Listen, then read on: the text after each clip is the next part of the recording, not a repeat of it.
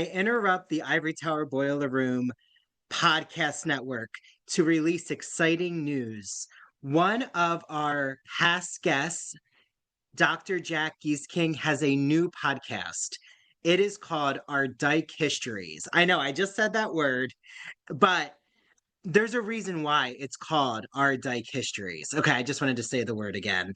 But when I had Jack on, we talked all about their work on queer New York City and specifically dyke bars. So I guess it does make sense that that's what the podcast is called. I'm just going to read a little and then I want you to hear a teaser from their podcast. So, come for the history, stay for the revolution, gossip, and desire that build it. Decade by decade, Our Dyke Histories dives deep into the living, breathing past and present of lesbian, queer, bisexual, trans, and non binary communities. Each season traces how we made space for ourselves, sometimes in bars, bookstores, and protests, sometimes in basements, alleyways, and prisons, and always against the odds.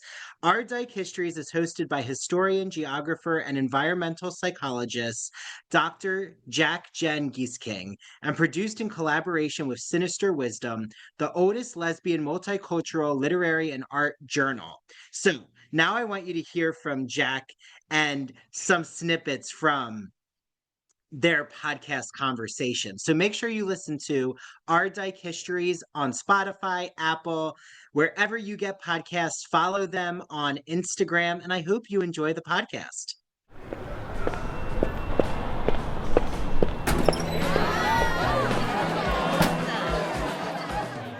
Dyke bars had all the things, the drama, the romance, conversations to change your life, to change your mind, sense of competition. It also had community. Why is it gone? We need everything. We deserve everything. Welcome to Our Dyke Histories, a podcast where we dive deep into the living, breathing past and present of lesbian, bi, queer, trans, and non-binary communities. I'm your host, Jack Gieseking, historian, geographer, and environmental psychologist, working in collaboration with Sinister Wisdom.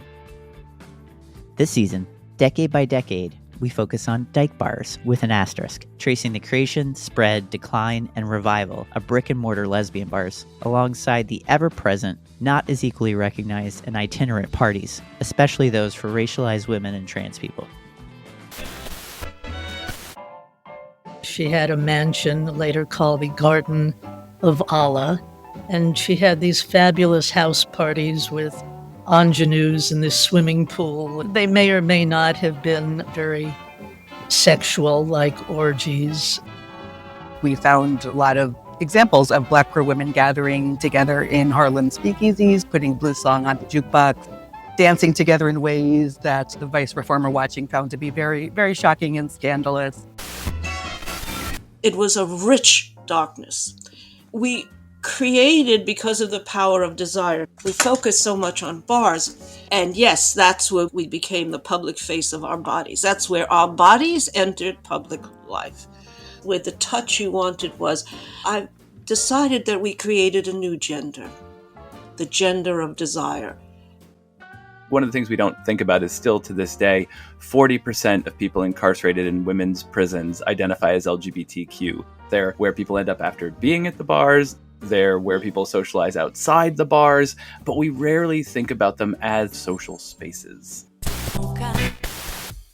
Even beyond bars as sites of politics, politics around bars, the site of activism and anti-racism, organized in response to women of color getting kicked out of bars.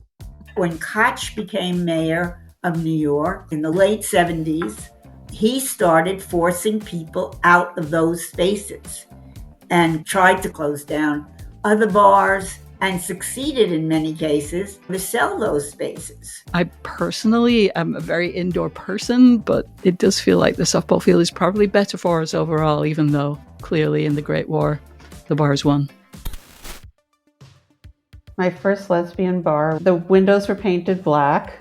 It was very tiny. There were all these women sitting at the bar, and they would all turn and look at the door when you walked in, and then they would look away. And there was always some girl breaking up on the payphone and crying. And the bathroom was always flooded. One night I didn't even make it into the clique club because I just was making out with the bouncers when they went in. I'm not gonna lie, there were 3 of them. There wasn't a gay club I went to I didn't have sex in. It was just beautiful and you had something for everybody. Alongside the bars and parties, we talk about the structures that made them necessary, the lives they made possible, and the dyke worlds we built from them. Like our sponsor, Sinister Wisdom, a multicultural lesbian literary and art journal, uplifting lesbian voices since 1976. We share these stories so we know more about who we are, how we were, and why we fight to never forget.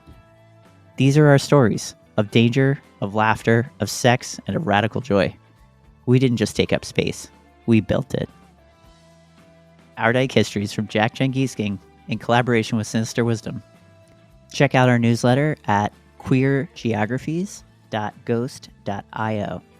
Our first season launches November 2025. Listen wherever you find your podcasts.